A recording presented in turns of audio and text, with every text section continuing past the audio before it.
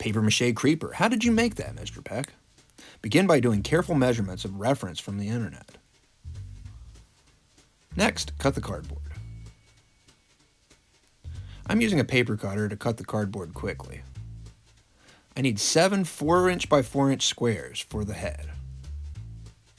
I also need 2 4 by 6-inch rectangles for the body, 2 2 by 6-inch rectangles also for the body, 2 2 by 4-inch rectangles for the body, and 12 2-inch by 3-inch rectangles, those are for the legs, and 8 2-inch squares for the legs as well, and 1 4-inch by 8-inch rectangle for the legs. The 4 by 8-inch rectangle will have to be cut again. The middle 2 inches won't be cut.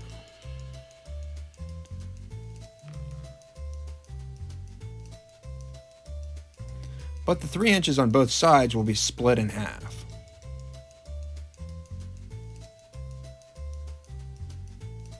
This will make the underside base of the legs.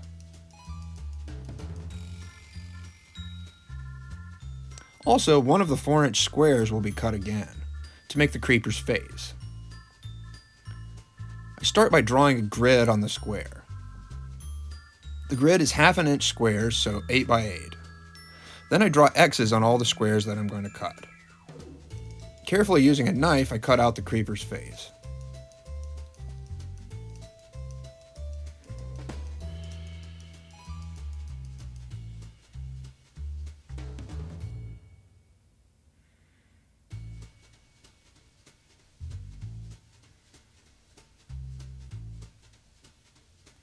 Next, I begin to tape the cardboard pieces together. I tape all the pieces together flat first. You need to press the tape pretty firmly to make sure that it sticks. To make a cube, I tape the squares into a cross shape. Sometimes I use another piece of cardboard to rub the tape to make sure that it sticks tightly. Then I put some tape on the sides that will be folded together. I put this tape on so it's half on, half off the cardboard.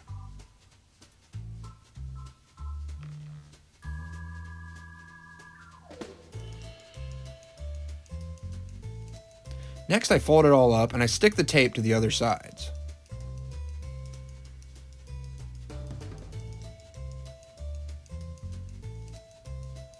Next, I want to tape the corners so it looks a little nicer. I tape each corner on all 3 sides.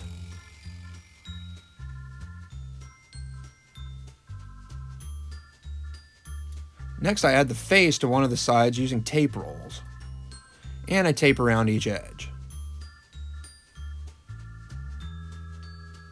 The body is made the same way. I tape all of it together flat. Then I put some tape on the edges half off of the cardboard, and then I fold it together.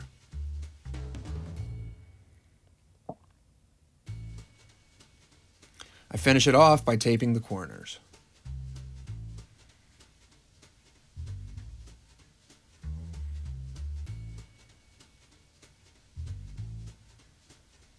Next, I will be taping the legs together.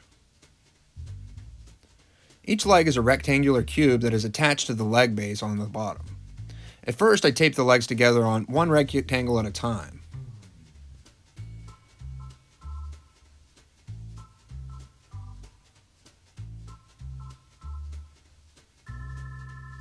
Then I decided it would be much easier to tape each leg first and then tape them to the leg base.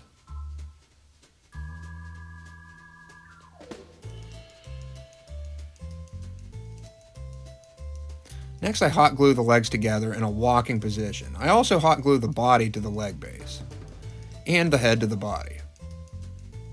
After taping and gluing the parts together, it looks like this. This is my finished armature, or skeleton, for my paper mache sculpture. It looks like a creeper, but it's still pretty rough. To make the creeper smoother, I will apply a layer of paper mache. Paper mache is basically just paper mixed with glue. You can use many kinds of paper and many kinds of glue for this. I'm using brown paper that's pretty thin, so it's easy to smooth out. Most papers will work, but some papers work better than others. The kind of glue I'm using is called art paste. You can find art paste at most art stores online, and you could probably make 10 creepers with one of these boxes. Art paste is specially made for paper mache. It's pretty strong glue, but it's also safe for your hands. Or you can also just mix regular white glue with water. I take the time to make sure the paper sticks down flat against the cardboard, and I make sure to cover every part, including the cracks and crevices. After the entire armature is covered with paper mache, it's usually good to put another layer of paper mache on. The more layers you put on, the stronger the sculpture will be. The final step is adding paint. The paper surface makes it so much easier to paint than cardboard and tape. I chose to paint this one gold because it will be a trophy for a Minecraft contest. Try it out.